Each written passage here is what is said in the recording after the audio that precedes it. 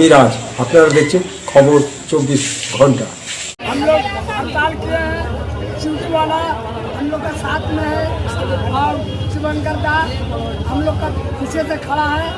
অস্থায়ী শ্রমিকদের ধর্মঘট গত সোমবার থেকে রিষড়া পৌরসভার সমস্ত অস্থায়ী কর্মী সাফাই কর্মীরা তারা ধর্মঘট করছে।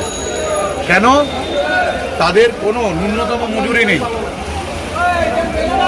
একদম মধ্যযুগীয় বর্বরতা চলছে। কোনো মাসে মাইনে হয়, কোনো মাসে হয় না, কোনো সামাজিক সুরক্ষা নেই। কাজ করতে গিয়ে যদি কারোর অ্যাক্সিডেন্ট হয় তার কোনো বেনিফিট নেই। রিষড়া পৌরসভার চেয়ারম্যান সহ কাউন্সিলর তাদের জীবনযাত্রা দেখুন, আর এখানে যে সমস্ত সাফাই কর্মী এসছে তাদের জীবনযাত্রা দেখুন। তাদের পরিবার চলছে না, ঘর সংসার চলছে না, তাদের ঘরে আজকে উনুন জ্বলছে না। ফলে তারা আজকে খালি পেটে তারা আজকে এখানে উপস্থিত হয়েছে, বাধ্য হয়েছে এই ধর্মঘট করবার জন্য।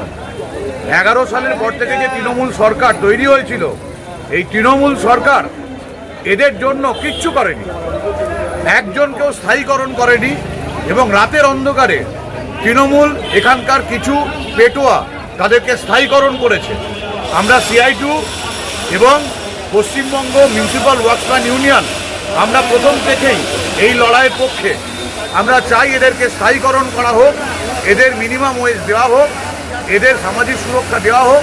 সেই দাবির সমর্থনে আজকে এদের লড়াইয়ের পাশে আমরা দাঁড়াতে এসেছি এবং এই লড়াইকে আমরা সমর্থন করছি। আপনার নাম? तीर्थंकर राय, CI2 हुगली जिला साधारण संपादक। 3 दिन हो गया, अभी तक कोई समाधान नहीं निकला।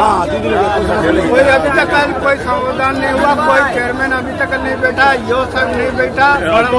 आए थे, समाधान नहीं निकला। कल भी आए थे, कोनो बात नहीं हुआ, चेयरमैन से नहीं हुआ, ये सब से नहीं हुआ, बड़ा बाबू से भी किसी से बात नहीं हुआ।